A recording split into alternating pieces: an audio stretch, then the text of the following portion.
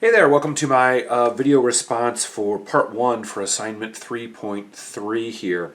The first question is, has the church addressed immigration more as a political topic or as an area of human need? To what extent has the church's involvement been appropriate? I think just in the readings of the text and watching the God Grew Tired of Us, I think in my heart, the answer is I think the thought has been a human need, but in times it's been politicized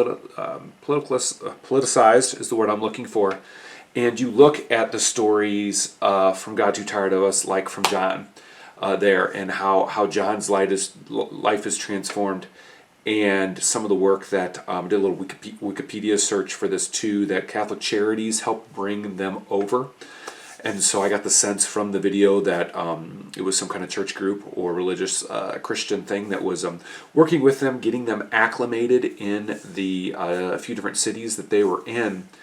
And I think, initially there was obviously the thought that maybe the United States should be more involved in Sudan or less involved.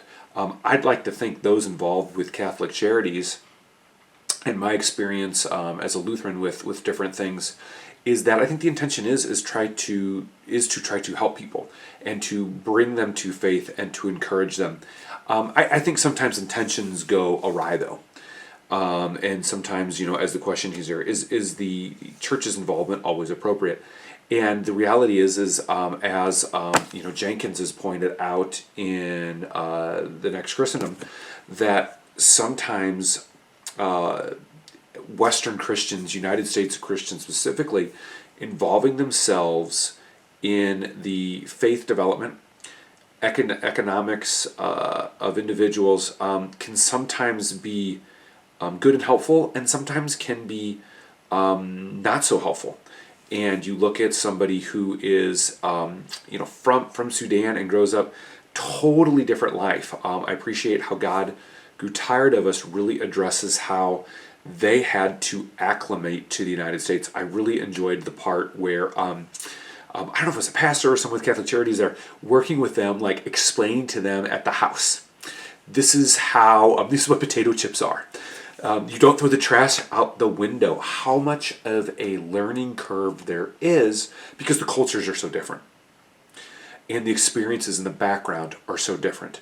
But then to see them, kind of see what we're afforded here in the United States, and some things obviously in great excess and not needed, but at the same time not under the persecution, the journeying from one place to another place, the death, the starvation, the disease, the different challenges that they faced.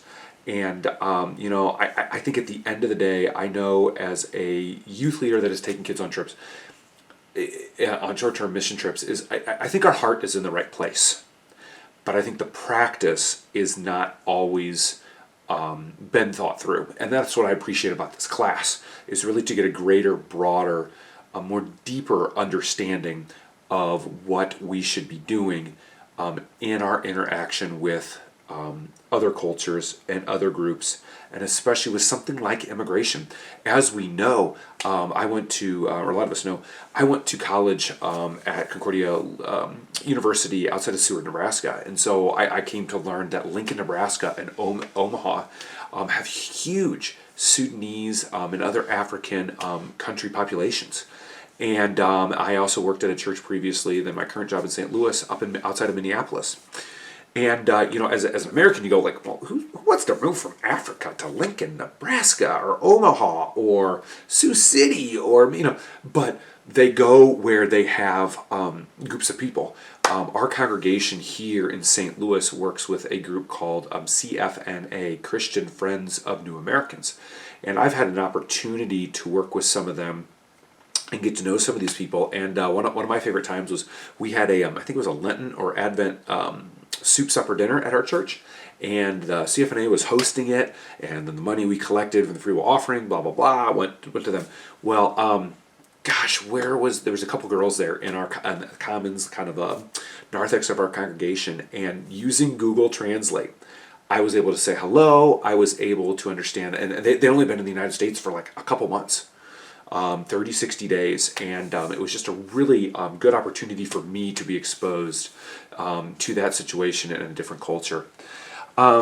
The second question is how might North American Church benefit from friendship and partners with immigrants? I can really speak to our church. Our church actually, for our mission festival, we do a worship service every January. And the last Sunday, January, and we had a guy named Wandamu who's connected to our church. Here in St. Louis, we have one of the two LCMS Lutheran seminaries. And so he is here studying, and I think he just got his master's degree, but now he's getting his doctorate. And I believe Wandamu is from Ethiopia, and so we had him share. And it was so powerful for him to share about to our congregation, a suburban, white collar, we're not in the richest part of St. Louis, but we're definitely not in the poorest part either, especially in the suburbs. And so, for the most part, we've got dual income families. And there's exceptions, don't get me wrong, but most people can kind of provide for themselves. And so he's sharing how they send missionaries out from his church back in Africa, and his families there will sacrifice an entire meal to then help sponsor and pay for a missionary. And a story like that, I think, just really not only moves our people, but I think challenges our people spiritually, to convict them to say, gosh, we don't risk that much at all here in the United States compared to these. And so it is great for our congregation to be exposed to these things.